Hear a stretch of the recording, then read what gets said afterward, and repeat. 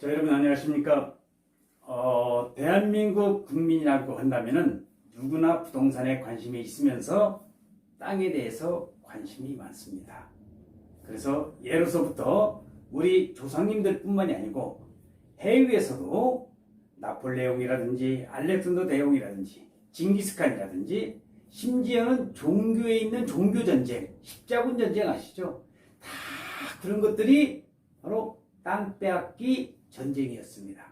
우리나라에서도 고구려, 백제, 신라, 삼국시대라고 그러죠. 그 다음에 고려, 궁예가 싸웠던 또는 후백제가 있었던 그런 후삼국시대, 이런 내용들이 전부가 일본이 우리나라를 침략을 하고 했던 것들이 뭐였어요? 다 땅 빼앗기 싸움이었습니다.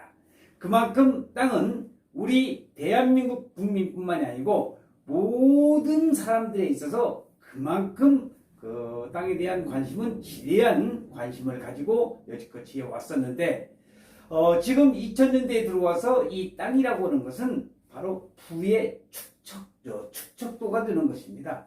땅을 얼마만큼 많이 가지고 있느냐, 그거에 따라서 그 나라의 강국이냐, 그만큼 부강한 나라이냐, 또는 땅을 얼마만큼 많이 갖고 있느냐에 따라서 부자냐 부자가 아니냐. 에로서부터 우리나라의 그 유명한 최씨 부자 다 아실 겁니다. 그 최씨 부자도 그 많은 땅을 가지고 있으면서 삼성과 현대와 대우가 또는 럭키, SK 이런 데가 전부가 뭐야? 땅을 많이 얼마만큼 갖고 있느냐에 따라서 그만큼 그 기업의 부의 축척을 할 수 있는 그런 땅이 중요한 것입니다. 그래서 오늘 제가 여러분들에게 땅을 투자하는 데 있어서 많은 사람들이 관심을 갖고 있는데, 어떻게 땅을 투자를 해야 돈을 벌 것인가?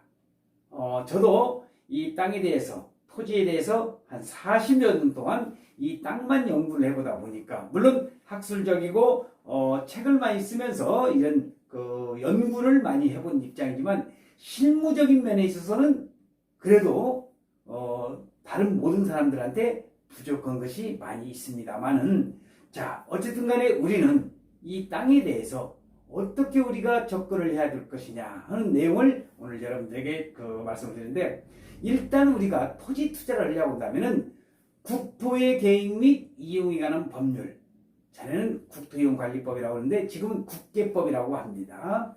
여기에 따라서 용도지역, 지구냐, 구역이냐, 이것은 필히 우리가 땅 투자하는 데서는 알아야 되겠습니다. 저는 땅을 투자로 오시는 분들, 많은 분들한테 이렇게 얘기합니다. 부동산, 토지에 대해서 또는 땅에 대해서 공법적인 관계, 이용 제한, 거래 규제, 어떻게 이용을 해야 될 것이냐, 이런 내용 절대로 공부하지 말라고 합니다. 공부하라고 해도 머릿속에 잘 들어오지도 않습니다. 저같이 이제 강의를 하고 이런 사람들한테는 필수적으로 어느 정도 그 이론적인 그런 공부를 연구를 해야 되겠지만, 저는 여러분들한테 강남의 복부인들 아시죠? 강남의 복부인들 정도의 아는 그런 부동산의 지식을 섭렵할 뿐이지, 거기에 대해서 깊게 들어가고 이런 공부는 하지 말라는 것을 여러분들에게 부탁드리고 싶습니다. 멘토를 잘 만나시면 된다는 겁니다. 그래서 여러분들이 알다시피 이 부동산에 있어서 오늘 여러분들이 국토의 계획 및 이용에 관한 법률에서 그 토지에 관련된 내용에서 용도지역이라는 게 있습니다. 용도지역과 지구, 용도지구, 용도구역. 자, 용도지역의 대표적인 게 뭐냐면은 바로 우리가 4개의 용도지역으로 나눠요, 지금. 그래서 가장 먼저 나눌 수 있는 것이 도시지역이냐, 농림지역이냐, 자연환경 보전지역이냐, 또는 우리가 나눌 수 있는 그런 지역에서, 도시지역에서 또 나눠지는 것이 우리가 이런 내용을 나오죠. 녹지지역이냐, 또는 주거지역이냐, 상업지역이냐, 공업지역이냐, 또 관리지역, 용도지역에 있어서 계획관리냐, 생산관리냐, 보전관리냐.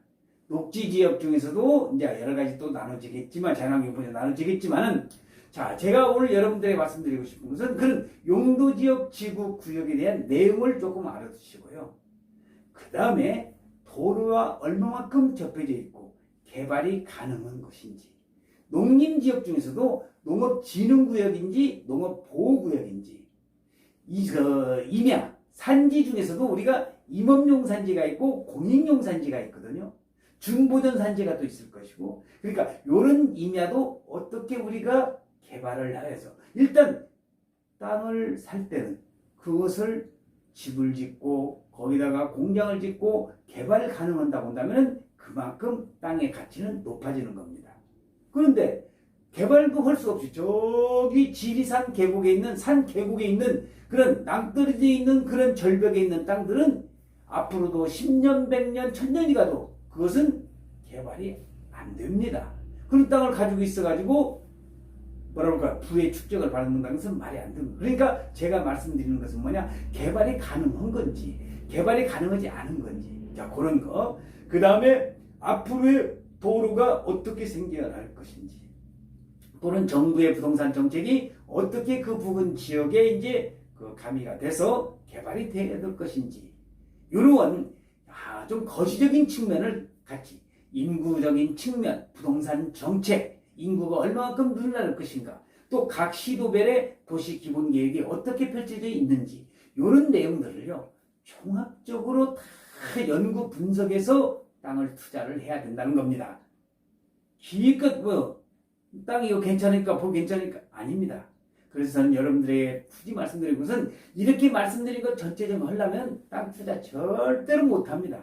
그래서 강남의 복부인 정도의 그런 부동산 지식을 여러분들이 알고 계시고요, 나머지는 전문가인 멘토에 맡겨서 투자를 해서 나가신다고 한다면 여러분들이 땅 투자하는 데 있어서 결코 실패하지 않고 성공할 수 있을 것이라고 저는 확신을 하고 있습니다. 그래서 김영선 박사의 부동산 투자 연구소에서는 지금 돈이 들 수 있는 땅이 세종시가 그랬었고, 평택이 그랬었고, 새만금이 그렇고요, 저기 해남 쪽에 새로운 개발지가 있었고요, 서산 당진이 개발지가 있는데도 불구하고 저는 요즘 어디를 하느냐, 용인 쪽과 안성입니다. 앞으로 한 10여 년 동안은 용인과 안성이 대규모적인 그런 개발, 또는 정부의 부동산 정책, 이슈, 도로라든지 철도라든지 전철, 이런 부분들이 인구가 엄청나게 늘어나는 부분이 바로 여기입니다. 특히 용인은 135만 평이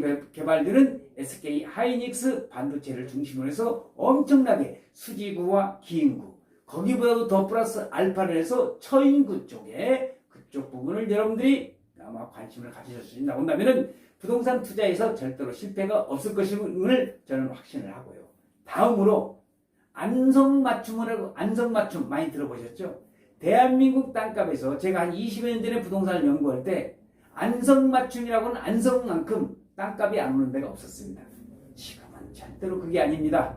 공도읍을 중심으로 해서 안성에 새로운 그런 세종 서울 간 고속도로 중심이 바로 용인과 안성을 지나갑니다. 그래서 안성에 그 고삼 휴게소가 대한민국에서 가장 큰 고속도로 휴게소가 생기면서 고삼 저수지라고 있어요. 고삼 호수라고도 그러는데, 거기가 경기도에서 두 번째로 큰 호수이면서 그쪽이 이제 안성시와 농어촌공사에서 야심차게 개발할 수 있는 그런 계획을 가지고 있습니다. 그래서 그런 주변 지역, 또 삼성과도 밀접한 관련이 되어 있기 때문에 그런 지역에 이제 어느 그쪽에 어떻게 이제 투자를 해? 그럼 그쪽에 투자를 하면 다 돈이 되느냐? 그렇지는 않습니다.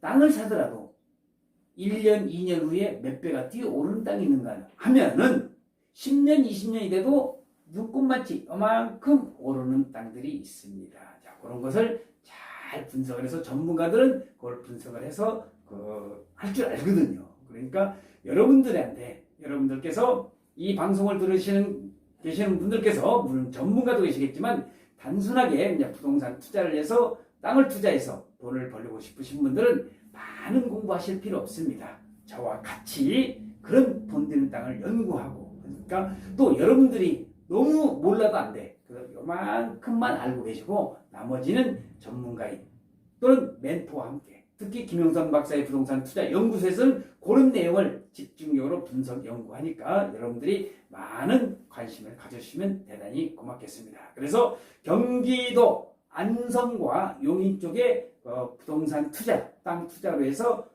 부자가 되고 싶고 경제적인 부를 창출하고 싶으신 분들은 아래 전화번호로 전화를 주시면은 제가 아는 데까지 성심성의껏 답변 드릴 것을 약속을 드리고 오늘 방송 촬영 여기서 마칠 수 있도록 하겠습니다. 시청해주신 여러분 대단히 고맙습니다. 감사합니다.